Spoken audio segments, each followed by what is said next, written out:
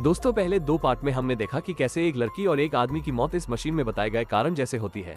अब आगे हमें एक टेनिस प्लेयर को दिखाया जाता है जो मौत का कारण जानने के लिए इस मशीन में एक सिक्का डालता है तो मशीन से कार्ड निकल कर आता है जिसमें लिखा था कि उसकी मौत एक पैराशूट फेलियर के कारण होगी। ये देखकर वो आदमी बहुत ज्यादा परेशान हो जाता है और डिसाइड करता है कि वो कभी भी पैराशूट में नहीं उड़ेगा। लेकिन तभी एक पैराशूट उसके सिर के ऊपर गिरता है और उस आदमी की वहीं पर मौत हो जाती है।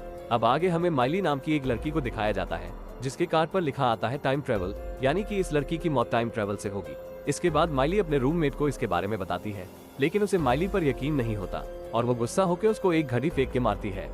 तभी वो अचानक टाइम ट्रेवल होकर सीधा पहले विश्व युद्ध के समय में पहुंच जाती है जहां पर चारों तरफ गोलाबारी हो रही होती है जिससे उसे भी एक गोली लग जाती है और उसकी भी मौत हो जाती है। दोस्तों अगर आपके पास हमारे लिए कुछ भी सजेशन है तो नीचे कमेंट करके हमें जरूर बता सकते हैं। यह आदमी एक बहुत बड़ा चोर है और ये दुनिया के सबसे सुरक्षित म्यूजियम से करोड़ों रुपए का ब्लैक पिल चुराने वाला है। लेकिन कैसे? सबसे पहले यह आदमी म्यूजियम में जाता है और वहाँ के डीन को एक लेटर देता है जिसमें लिखा था कि वो अगले हफ्ते 10 बजे ब्लैक पिल को चुरा लेगा। अब ये बात आग की तरह पूरे शहर में फैल जाती है। म्यूजियम की सिक्योरिटी भी बढ़ा दी जाती है। यहाँ पुलिस और नेशनल गार्ड्स को तैनात कर दिया जाता है। अब वो दिन भी आ गया जिस दिन चोरी होने वाली थी। पुलिस और बाहर खड़े उसके समर्थक उसके आने का इंतजार कर रहे थे। तभी म्यूजियम में चोरी हो गई लेकिन चोर पकड़ा गया। पुलिस उसे सबके सामने अपनी कार में बिठाकर ले जाती है लेकिन वो कार आज तक पुलिस स्टेशन नहीं पहुंची क्योंकि यह सब उसके प्लान का हिस्सा था। सबसे पहले उसने अपने खास आदमी को वहाँ का नेशनल सिक्योरिटी गार्ड बनाकर भेजा और खुद एक ऊंचे टावर पर चढ़कर उसे इंस्ट्रक्शन देने लगा। उसके जरिए उसने हर छोटी से छोटी चीज के बारे में जानकारी हासिल की। फिर उसने वहाँ के हर गेट के पासवर्ड जान लिए और चोरी वाले दिन म्यूजियम वालों ने कुछ एक्स्ट्रा गार्ड्स बुलाए उस ब्लैक पिल की हिफाजत के लिए। तभी उन गार्ड्स में वो चोर और उसका साथी शामिल हो जाते हैं और ब्लैक पिल वाले कमरे में जाकर खड़े हो जाते हैं। जैसे ही 10 बजते हैं उन्होंने अपना काम शुरू कर दिया। वो आदमी उस पत्थर को चुराकर भागने की कोशिश करता है। तभी उसे पुलिस पकड़ लेती है लेकिन वो नकली पुलिस थी। दरअसल वो उसके ही आदमी थे जो उसे 3000 वर्ष पूर्व महारानी के महल में एक बाजा बजाने वाला आता है। उसने ऐसा संगीत बजाया कि महल के सारे लोग उससे प्रभावित हो गए। महारानी भी उसके हुनर से मंत्रमुग्ध हो गई और उससे शादी करने के लिए राजी हो गई। पर ये बात रानी के सेवक जिन को पसंद नहीं आई क्योंकि वो रानी से प्यार करता था। पर बाजा बजाने वाला एक बहुत बड़ा जादूगर था और उसने जिन को एक बोतल में कैद कर लिया और फिर बोतल को बाहर समुद्र में फेंक दिया। कई सालों बाद ये बोतल मछुआरों को एक मछली के पेट से मिली। उसने ये बोतल अपनी बेटी को दे दी। लड़की ने उस बोतल को खोला तो उसमें जिन प्रकट हुआ। लड़की आविष्कारक थी और वो अपने आविष्कार को ऊंचाई पर ले जाना चाहती थी। जिन ने उसकी हर मुमकिन मदद की। वक्त के साथ जिन लड़की को पसंद करने लगा था लेकिन लड़की को तो अपने आविष्कार से प्यार था। वो दुनिया की हर नॉलेज को हासिल करना चाहती थी। जिन अपने जादू से लड़की को महान वैज्ञानिक बनाने में मदद करता है। अब लड़की ने अपनी आखिरी विश मांगनी चाहिए पर जिन ने उसे ऐसा करने से रोक दिया क्योंकि आखिरी विश पूरी हो जाने के बाद जिन को वापस लौटना होगा। ये बात जानकर लड़की बहुत दुखी होती है क्योंकि वो जिन को खोना नहीं चाहती थी। इसी गुस्से में उसने कहा कि वो हमेशा के लिए जिन को भूल जाए। तभी लड़की सब कुछ भूल जाती है और जिन ने फिर से खुद को बोतल में कैद कर लिया। एक बार फिर जिन मोहब्बत में नाकाम रहा।